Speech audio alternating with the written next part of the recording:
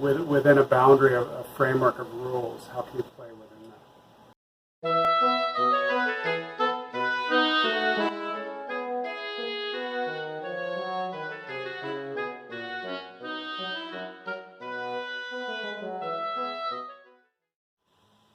So my wife and I often do small paintings on location. We bring those back in the studio and do larger paintings from those.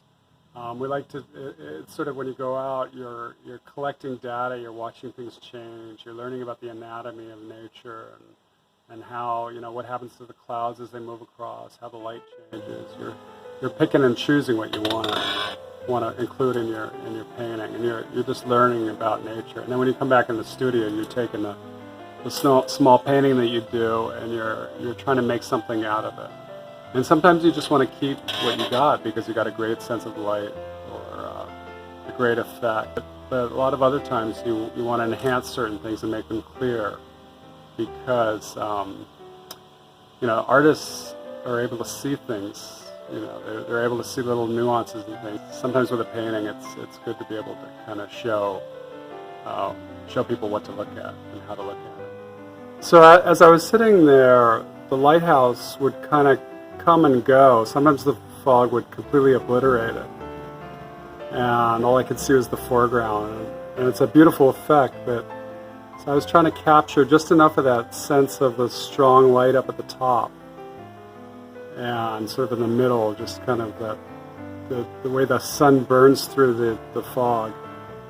And you see the atmospheric perspective that happens. That you go in and out through the painting.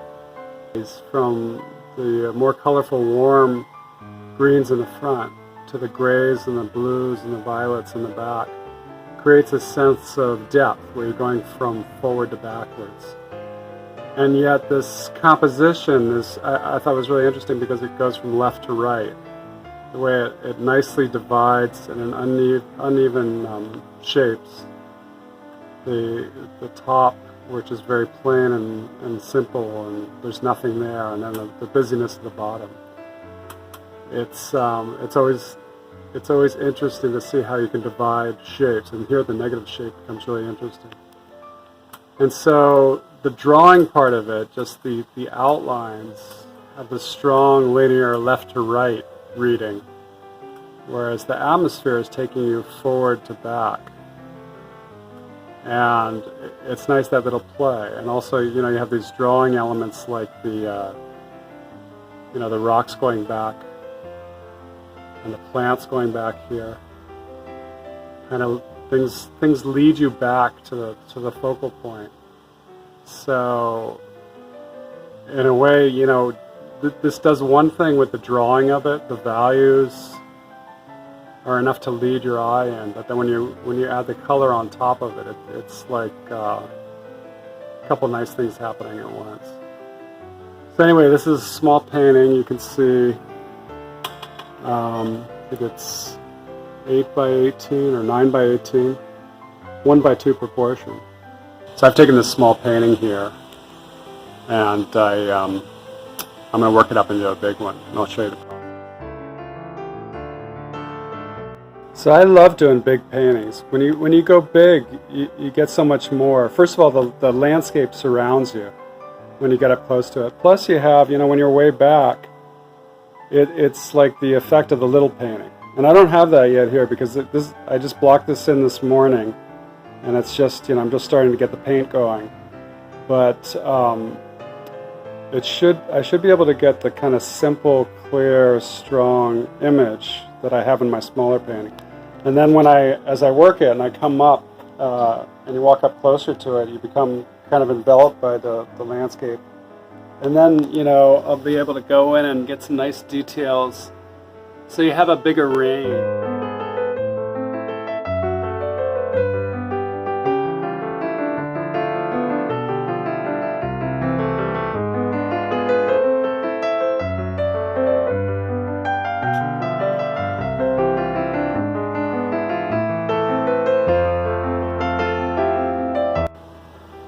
Now that I've got it blocked in, I like to go back from further back. So I like to go back and forth. Sometimes I look at my study and I use that as a reference and try and dig deeper into that, try and find things. And sometimes I like to put my study aside and just look at this as a painting. So like when I go into here, I might look for shadows. This is all very vague and nebulous. So what is it? And I remember the type of grass that was here, and there was sand here, and other places there was less sand. It was fuller. Sometimes the greens were lush, and other times they're brownish and dying from the summer heat. So in a way, it's the bigger painting says more about the artist who's painting it, because they're drawing from their imagination and memory, and it becomes more of a mental image of what the place was. To have both makes it interesting. You don't want to just copy something photographically. If you do that too much, you lose the fun of it. You're not being artistic. And then if you're too free and too artistic, you don't have any boundaries. It's hard to be creative that way because there are no rules. So I like to find that balance between within a boundary, a framework of rules, how can you play within that?